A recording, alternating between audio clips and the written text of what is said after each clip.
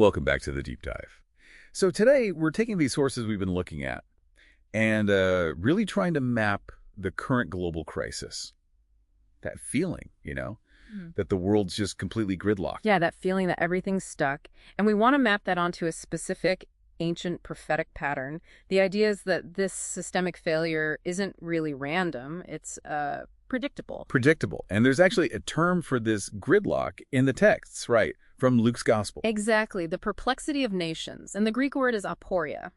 We've touched on this before, but it's worth stressing. It's not just like being confused or uncertain. Right. Aporia means something much deeper, like being completely stuck, impassable, no resources left, no way forward. Precisely. It's total systemic gridlock.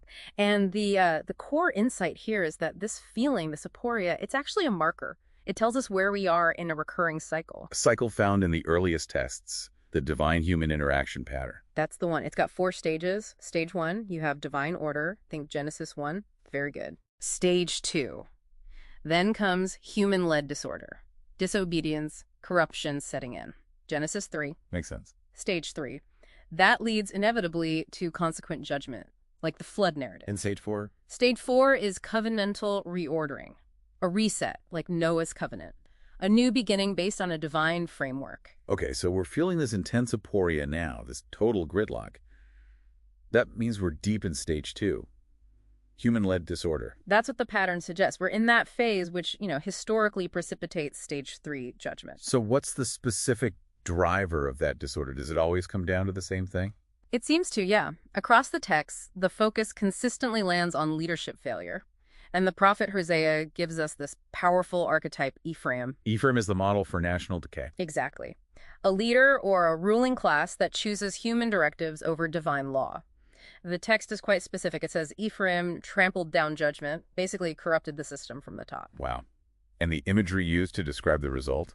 Yeah. It's really something. A cake not turned. Yeah, half-baked, inconsistent, compromised, useless, ultimately.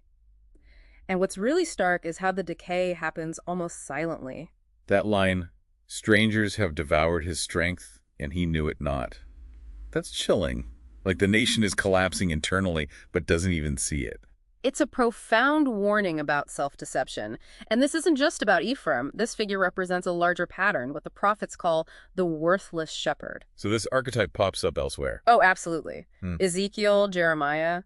They all condemn leaders who rule with force and rigor, who look out for themselves and end up scattering the flock. It's the same core failure causing the same national decline again and again. Okay, so if the leadership failure follows a pattern, does the judgment also follow a predictable pattern? How does that actually happen, according to the sources? Yes, and this is maybe one of the most startling parts. The judgment isn't portrayed as just random disaster. It's described as a controlled process using specific geopolitical powers as instruments. Instruments? You mean like actual nations? Exactly. Assyria, for instance, is called the rod of mine anger in Isaiah. And Babylon, even with Nebuchadnezzar, is called my servant in Jeremiah. Wait, so these empires, acting out of their own ambitions, the texts frame them as unwitting tools in a larger sovereign judicial process. That's precisely the claim. They are the agents that bring about the consequence, which is consistently described as national desolation, captivity, exile. And Jerusalem being trodden down by nations, as Luke puts it. Right. And this is crucial, the cycle doesn't end there. Destruction isn't the final word. It's corrective, not just punitive. Yeah. The aim is repentance. Exactly. Hosea says, in their affliction they will seek me early. The hardship is meant to turn people back, to prompt a realization. Leading back to stage 4, the reordering. The covenantal reordering. It involves replacing that failed leadership model, the worthless shepherd, with a new divinely appointed ruler, often described as a righteous shoot from David's line, someone establishing a truly just and lasting order. And this new order tackles the root cause, right? The human tendency towards rebellion that kicks off the whole cycle. That's the promise. A new covenant, Jeremiah calls it, where the law isn't just external but written on their hearts. An internal transformation designed to be a permanent fix. You even see echoes of this in other texts, like the Book of Enoch, talking about a final judgment followed by peace under the elect one. Okay, so the big picture here, for you listening. Yeah. It seems the entire sweep of history, even the worst parts, the gridlock, the bad leadership, it's all framed as serving this larger restorative purpose. That's the argument. To humble people, as the texts say, in order to prepare them for something better, something lasting. I humbled him, I will strengthen him. So the takeaway isn't despair about the current state of, global aporia.